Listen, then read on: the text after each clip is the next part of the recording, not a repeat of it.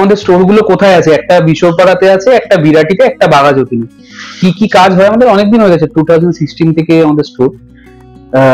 এক একটা স্টোর এক এক সময় ওপেন হয়েছে। তো আমাদের বাইক রিলেটেড বা মডিফিকেশন রিলেটেড সব কাজ হয়।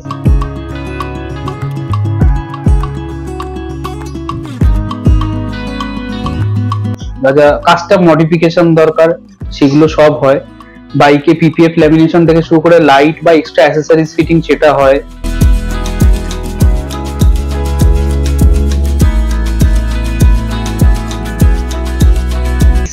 ফুল সার্ভিস, যেটা বাইকের বেসিক সার্ভিসও আছে, ফুল সার্ভিসও আছে, সেটাও একমাত্র আমাদের বিশ্বপাড়ার আউটলেটেই হয়। বাঘাযতীন এবং বিরাটিতে রাইডিং গিয়ার্স থেকে শুরু করে বাইকের অ্যাসেসরি সবই পাওয়া যায়।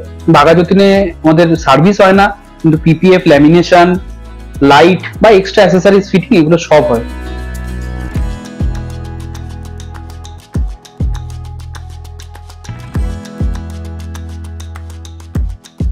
এটা ল্যামিনেশন শিট, এটা পিপিএফ শিট। দুটো দেখতে এক লাগছে, বসানোর পর দুটো একই লাগে দেখতে, কিন্তু সামনে থেকে দেখলে কিন্তু আলাদা। যদি ধরো তুমি এসে বুঝতে পারবে।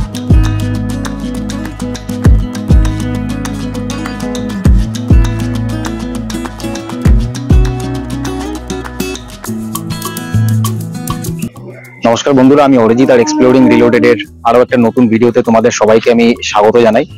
আর আজকে তারিখটা হলো 21 জুলাই 2024, বার হলো রবিবার। আমি এসে হাজির হয়েছি ফিনিক্স, যেটা ফিনিক্স অ্যাডভেঞ্চার যেটা আছে বিরাটি বিশরপাড়া, সেখানে।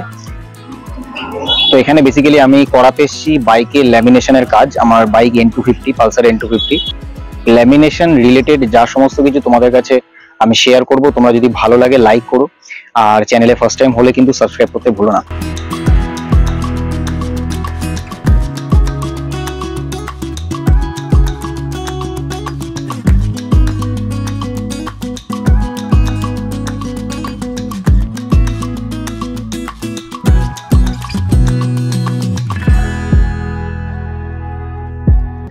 একদম এই সোজাসুজি কিন্তু বিরাটি স্টেশনটা অ্যাকচুয়ালি আছে। আর এটা কিন্তু ফিনিক্স অ্যাডভেঞ্চারের এদের ওয়ার্কশপ। অলরেডি কিন্তু সেটা ওয়াশ করা হয়ে গেছে। এরা ল্যামিনেশন করার আগে কিন্তু গাড়িটাকে আগে ওয়াশ করে, তারপরে ল্যামিনেশন করে। তো মোটামুটি ওয়াশিংটা ডান। এরপরে চলো ল্যামিনেশনটা কিরকম ভাবে হয় আমি তোমাদেরকে দেখানোর চেষ্টা করবো। আচ্ছা, তো বন্ধুরা তোমাদেরকে যেরকম বললাম বাইকটা ওয়াশ করা হয়ে গেছে। আমরা আছি ফিনিক্স অ্যাডভেঞ্চার বিশরপাড়াতে, বিরাটি বিশরপাড়া। এখানে অ্যানিডার এটা ওয়ার্কশপ আর রাহুলদের ওয়ার্কশপ। তো ওরা দুজন নেই আপাতত, একটুখানি কিছু ইভিনিং কিছু স্ন্যাক্স খেতে গেছে। তো গাড়ির কাজ শুরু হয়ে গেছে, তো একটু দেখিয়ে দাও। মানে এই সবে শুরু হলো কাজটা, ঠিক আছে? তো এখন কিন্তু ওই উপরে জাস্ট যে প্রাইমারি লেয়ারটা ওটা চাপানো হচ্ছে। এটা কিন্তু ল্যামিনেশন হচ্ছে, এটা পিপিএফ হচ্ছে না। দাদার সাথে আমি কথা বলেছি এই নিয়ে। তো পিপিএফ আর ল্যামিনেশনের অবভিয়াসলি মানে প্রাইস বা কস্টের ডিফারেন্স তো আছে। তো সেটা তোমরা কিন্তু স্ক্রিনে দেওয়া নাম্বারে কন্ট্যাক্ট করে একবার আলোচনা করে নেবে, অথবা ডেসক্রিপশন বক্সে আমি নাম্বারটা শেয়ার করে দেবো।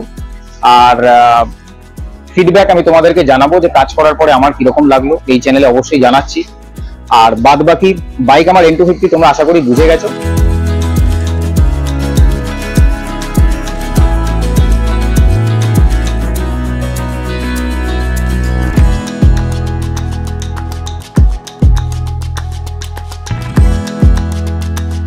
পিপিএফ ল্যামিনেশন সবার খুব কনফিউশন থাকে, সবার কেন 99% যারা আছে বাইক চালায় বা যারা রয়েছে তাদের সবারই কনফিউশন, কোনটা পিপিএফ কোনটা ল্যামিনেশন। হাতে দেখি বলি, এটা ল্যামিনেশন শিট, এটা পিপিএফ শিট।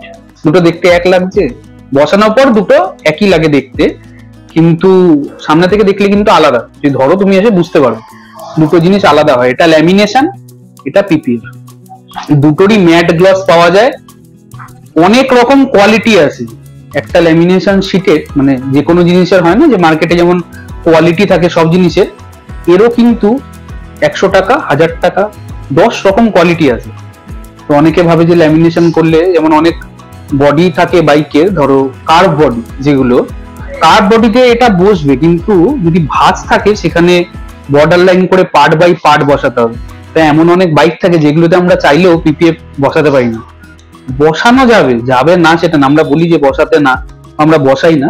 বসালে প্রচুর পার্ট হয়ে যাবে, গাড়িতে দেখতে বাজে লাগবে। সেই কারণে অনেক গাড়িতে আমরা পিপিএফ বসাতে পারি না। সেই জন্য ল্যামিনেশন বসাতে হয়। এবার ধরো বুলেট বা যে আরির যে ট্যাঙ্ক তাতে পিপিএফ ল্যামিনেশন দুটোই হবে, কিন্তু N250 বা যেগুলো কার্ভ, খুব বডিগুলো কার্ভ, তাতে ল্যামিনেশন ছাড়া অপশন নেই। তো অনেকের ল্যামিনেশনের একটা ট্যাঙ্ক হিসাবে এক্সাম্পল দিই, একটা ট্যাঙ্ক 800,000 টাকা তো ল্যামিনেশন করা যায়, আবার 2,500-3,000 টাকা তো ল্যামিনেশন হয়। 3,000 টাকা আর 1,000 টাকা কখনো এক হয় না, এটা মাথায় রাখতে হবে। কেউ তোমাকে 3,000 টাকা জিনিস 1,000 টাকা দিতে পারবে না।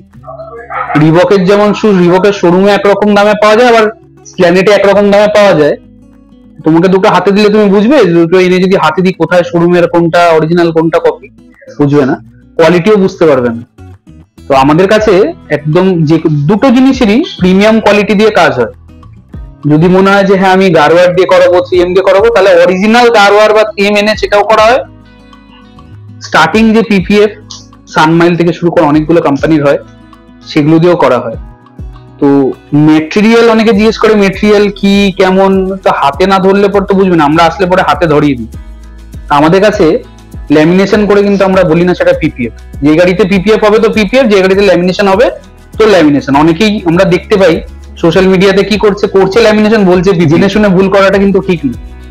ল্যামিনেশন তো ল্যামিনেশন। আর অনেকে জিজ্ঞেস করে যে কোশ্চেন থাকে ল্যামিনেশন করলে কি রং উঠবে তো? যদি একদম তুমি বেসিক কোয়ালিটি লো কোয়ালিটির জিনিস করো তাহলে রং তো উঠবে, কিচ্ছু করার নেই। কি হয়, বডিতে আঠা থেকে যায়, রং ওঠে না, ওই আঠা তুলতে গেলে রং উঠে যায়। আর এর একটা লাইফ স্প্যান আছে, এটার হচ্ছে 2 বছর ল্যামিনেশনের, এর হচ্ছে 3 বছর। তো আরো যদি মনে হয় যে ডিটেলস জানতে হবে, একবার চলে আসবে, এসে হাতে দিয়ে দেবো, দুটো ধরে রেখে নেবে। কিন্তু এই দুটো শীট বসার পর ট্যাঙ্কে কিন্তু একই রকম লাগে দেখতে। এবার বুলেটের ক্ষেত্রে হয় একরকম, R15 বা ভাইজার গাড়ি একরকম। প্রাইস রেঞ্জ এই অনুযায়ী ডিপেন্ড করে। ধরো কথা 3,000 টাকা থেকে শুরু করে 7,000 টাকা, 8,000 টাকা, তার বেশিও ভ্যারি করে। তুমি যে তোমার যেরকম বাইক, একবার কল করলে বেটার, যে আমরা প্রাইস গুলো ঠিকঠাক বলতে পারি কোন গাড়ি স্পেসিফিক কেমন। এবার কেউ চায় শুধু ট্যাঙ্ক করাবো, কেউ কারো ম্যাটে আছে, কারো গ্লসে আছে। গ্লসের প্রাইস রেঞ্জ কম হয়, ম্যাটেরটা একটু বেশি হয়। তো এত ভ্যারাইটি আর এত বাইক, এত মডেল, সব গাড়ির খুব স্পেসিফিকেশন একটু আলাদা আলাদা। তো জিজ্ঞেস করলে অবশ্যই আমরা সবকিছু বলে দেবো, কিন্তু জেনুইন জিনিসটা যদি মনে হয় পেতে হবে, লো বাজেটে পাওয়া যায় না। আবারও বললাম, হোয়াটসঅ্যাপও আছে, কলও আছে। কল ইনকেস ধরতে না পারলে হোয়াটসঅ্যাপ করে দেবে, অবশ্যই দেখবো তোমাদের কাছে ফিডব্যাক যাবে। এত কল আসছে বা আমরা প্রপার টাইম অনেক সময় রেসপন্স করতে পারি না, কিন্তু একটা মেসেজ করে দেখে ঠিক দেখবে তোমাদেরকে আমরা কল করে নেবো।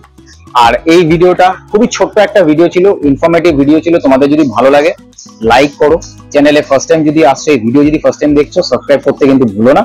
আর যদি তোমাদের মনে হয় আমার ফিডব্যাক শুনে বা এই ভিডিও দেখে যে তোমরা এখানে করাতে ইন্টারেস্টেড, তাহলে স্ক্রিনে দেওয়া নাম্বারে কন্ট্যাক্ট করে নিতে পারো, অথবা ডেসক্রিপশন বক্সে যে নাম্বারটা আছে সেখানে যোগাযোগ করে একবার কথা বলে এখানে এসে দেখে যেতে পারো যে এখানে আর কি কি রকম কাজ হয়, বা তোমাদের কি কি কাজ করাতে হবে, কি কি করাতে চাও। তো বাইকের মডিফিকেশন রিলেটেড সমস্ত কাজকর্ম কিন্তু এখানে করানো হয়। মোটামুটি এই ছিল এই ভিডিও। আর বাকি আরো কিছু কিছু কাজ আমার এখানে করানোর আছে, সেগুলো পরে আস্তে আস্তে পরের ভিডিওতে আমি অবশ্যই শেয়ার করবো তোমাদের সাথে। তো আপাতত এই, ভালো থেকো সবাই, take care, tata, goodbye and stay safe.